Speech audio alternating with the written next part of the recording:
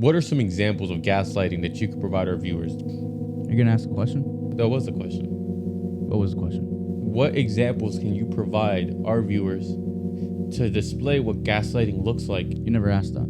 I literally just did. No, you didn't. I could play back the video. I just No, did. no, you didn't. You asked, what do our viewers do that could be a form of gaslighting? No, when the fuck did I say that? Bro, that's literally what you just said. That is a form of gaslighting right there. They make you believe that you're going crazy, that events that occurred didn't actually happen the way that you're remembering them. What does hoovering sound like? And why is it so hard for people to stay away from somebody that was so toxic even after breaking up with them? Please take me back. I've changed. I'm a better man. I'm a better person. I'm gonna put more effort into our relationship. Okay, and what if they say, you said that last time?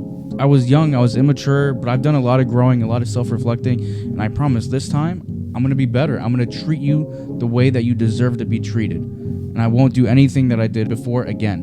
I try so hard to leave a toxic relationship just to hear a little bit of a pity story like that and think, this is it. This is the moment I've been waiting for. He's changed. She's changed. No, they haven't changed. They're the same person. They're just manipulating you the same way they did to be with you in the first place.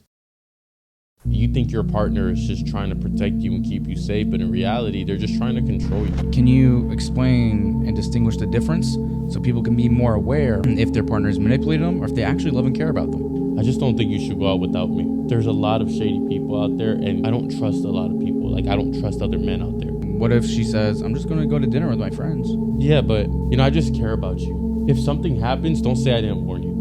It's just dinner. I'm not going out to, like, a shady bar or something. The thing is, you're too trusting. Like, you think the world is innocent.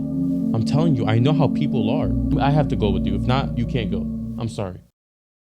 Some people use triangulation to manipulate people. What's an example of that? Can we stop this real quick? Yeah, what's up? I think we need to put a pause on the podcast because you're not really good at it, and your friends honestly have been saying that too, that you're not that good, and that's why your content doesn't do well. Wait, who said that? I'm not saying any names, bro. We're just gonna leave it at that. Okay.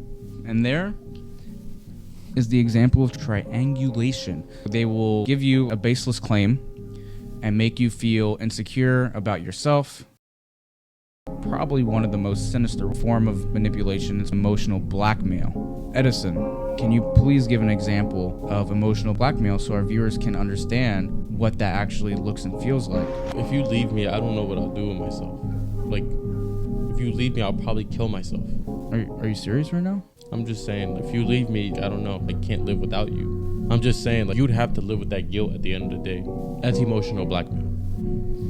And like you said, it's fucking sinister. It happens more often than we think. And the thing is, it's such a successful form of manipulation, not because it rekindles the love, but because of the fact that it keeps you around because now you're scared. What does it look like when someone uses over-apologizing to manipulate their partner? Honestly, bro, I'm not that comfortable with it, bro. Bro, just do it. Bro, it's fine. I'm sorry. I'm just a shitty person. I'm terrible at the job. I'm sorry. You don't have to get mad at me. I never said you were a terrible... Bro, you practically did. I'm sorry. Like, I know. I'm just a shitty person. I didn't mean to upset you. I'll give the example. I'm sorry for ruining the podcast. I'm sorry for being a fucking shitty co-host, a shitty guest. I'm sorry, bro. I'll just give the example. Does that sound slightly familiar? I'm just a shitty person. I'm just a shitty boyfriend. I ruin everything. Everyone leaves me. I hurt everyone I get into a relationship with. Financial manipulations is one of the hardest forms of manipulation in thought. Can you give a clear-cut example of that? Bro, I don't know if you heard me earlier or not. I'm just being straight up with you. I've literally paid for everything in this room. I've paid for everything that we use for this podcast. The least you can do is listen to me. What do you mean? The least you can do is put in the effort to listen to me. Did I mishear something you said? What does that have to deal with everything you bought? It doesn't matter. Like, I'm the one that invests all of the money into everything here. Like, I literally paid for that chair that you're sitting on, that mic that you're speaking into. Yeah. I paid for those headphones that you're wearing. I appreciate you for buying all this, but all I did was ask you a question. Could have been like, bro, I already answered that, and then we move on. And just because you bought all this, I owe you? Yeah, of course you owe me. If you truly appreciated everything that I've done, you wouldn't even question it. Bro, I'm not questioning anything. Wait, hold on. That's how someone manipulates you financially. How does conditional affection work? I will answer that and give an example. if you start being nicer to me and giving me more airtime. Bro, what does that even mean? Bro, you see, this is why I can't be nice to you. That's why I can't give you examples, because you're always mean to me. I literally just asked you a question, bro. And I'm giving you that answer. So that is a form of conditional affection. If you start doing this, I will give you this. You must give something to get something in return, even though it should just be unconditional because you're in a fucking relationship and you love your partner and you want to be with them. More often than not, manipulation isn't a direct confrontation, and other times it can come across more deceiving or sneaky. Do you think you can give us an example of that? Bro, I mean this in the nicest way possible. I'm actually surprised you're doing a good job so far with this podcast. Like, I'm actually surprised you asked a good question. Where? What? Like, I wasn't expecting that from you. No offense. I'm surprised you're actually asking a good question. You're saying that I don't usually ask good questions? Well, sometimes I don't know where you get your questions from or how your thought process works. But, you know, obviously I can edit it well enough to where you sound good. But for once, I feel like I don't have to edit it. So, good job. Good job. That's what a backhanded compliment sounds like. Some people mix guilt tripping and gaslighting together. What's a good example of it? Or how can you describe it easier for our viewers to comprehend?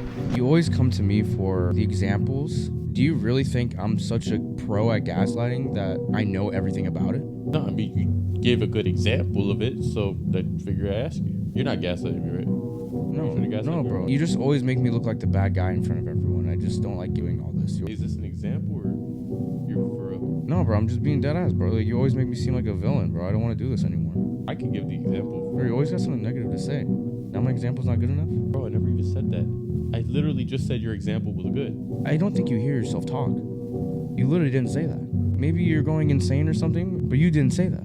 I literally just said you're good. Bro, I promise you right now, you're living in some weird ass fantasy and you're making shit up in your head. And I'm just trying to tell you what actually happened. Alright, but just give the example. That was the example. One of the worst things when it comes to relationships is whenever a problem comes across, they just constantly come up with an excuse to make up for their bad behavior. Do you mind giving an example of what mistreatment could possibly look like in real life? Your partner goes up to you and says, I know I say hurtful things to you, but that's just how I am. You knew this when you got with me. Yeah, but you don't have to be that way. You can change. The thing is, you knew I was like this when you got into a relationship with me to begin with. What if she says, wait, so you don't want to change for me? Why should I? If you truly love me, you accept me for who I am. I do accept you for who you are. You obviously don't accept me for who I am if you're telling me that I should change.